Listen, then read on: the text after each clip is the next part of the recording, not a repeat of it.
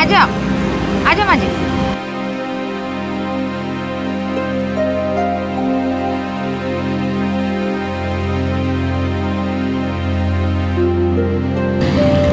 पकड़ी लो लाओ। नहीं लाओ ले लो।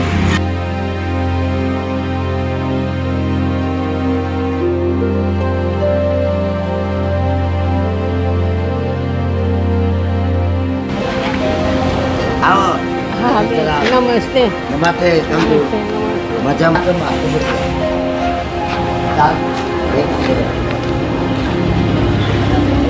अच्छा लागेलू छे भाई कांई वांधो नहीं बेसो सारू थई जशे भाई बधुं।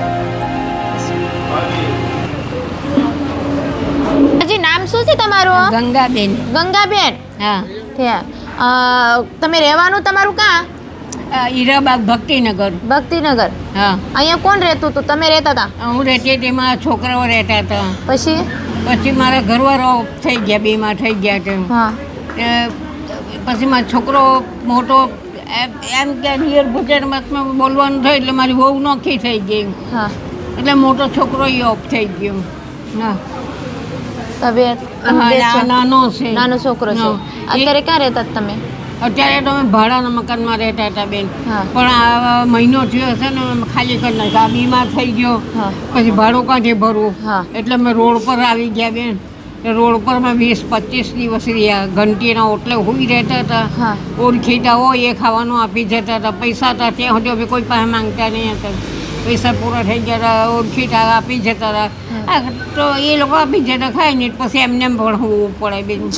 હા એવી તકલીફ અમને પડી બેન. 25 દિવસ તમે રોડ ઉપર રોડ જ પર ગયા. છો.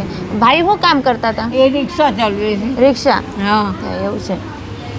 ને ઘરનો સામાન બીજાને ત્યાં કેબિનમાં મૂક્યો છે બેનને. એવું છે. હા અત્યારે કોઈ સહારો નથી રહેવાનું અત્યારે કોઈ સહારો નથી. આ બીમાર થઈ ગયો એટલે પછી કેવી રીતે સહારો થાય બેન? કાંઈ વાંધો નહીં, ઉપાધિ ન કરતો અમે છે. હા ભાઈના પગમાં શું થયું છે? એની બેન નસ બંધ થઈ ગઈ છે બે પગની. તો એના પગમાં રાતના સમયમાં બહુ અગન ભરે, એમ ચટકા ભરે. હા હા એટલે મારે એની ખાતે રહેવું પડે. રાતે જઈને તકલીફ થઈ. કાલે પણ રાતે દાખલ કરેલો એને, બાટલા ચડાવેલા. પગ હોજેલા છે ભાઈના. હા હા ભાઈના લગ્ન થઈ ગયા છે?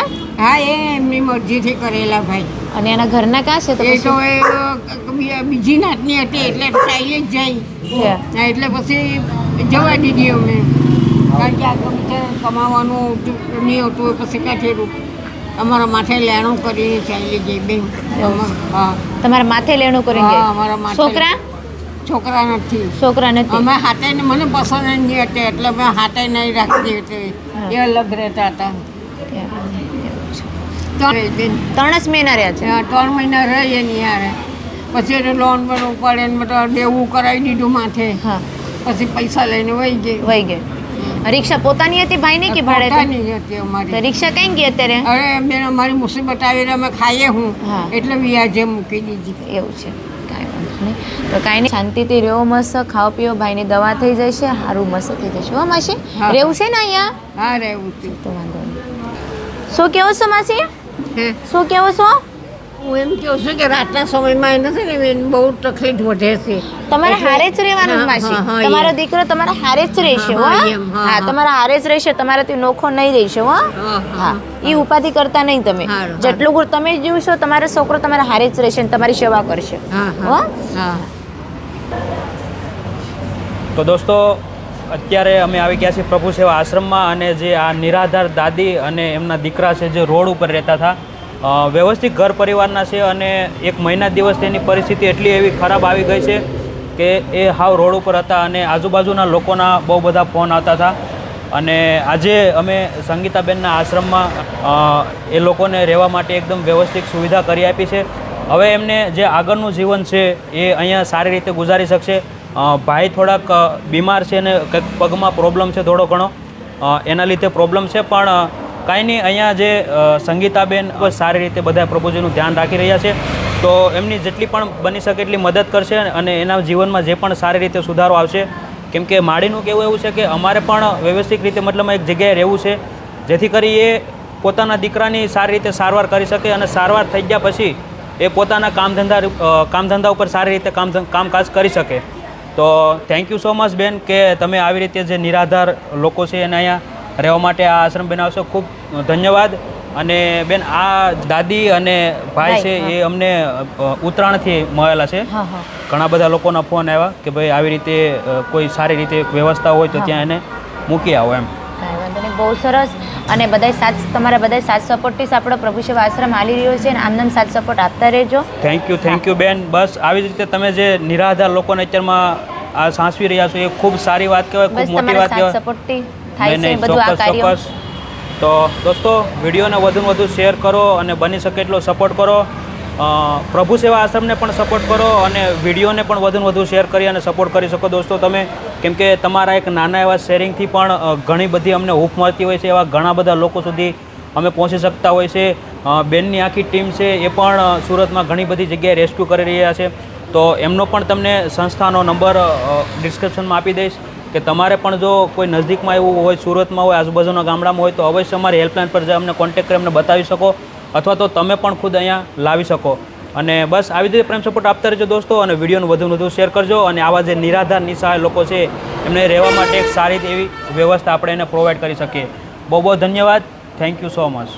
ભાઈ તમારું નામ શું છે? મારું નામ શૈલેષ કુંવરજીભાઈ કેવડિયા. હા, અને તમારી આ હાલત જે રોડ ઉપર તમે કીધું ના આમ રીતે રહો છો, કઈ રીતે તમારી આ હાલત? અમારે 1 મહિનો થઈ ગયો. 1 મહિનાથી રહો છો રોડ ઉપર? હા, રોડ ઉપર 1 મહિનાથી નાયા ધોયા પણ નથી. ઓહો. હા, અને આ એક જ કપડે પર છે અમે બધા. તમારા મમ્મી છે? મમ્મી ને હું પણ.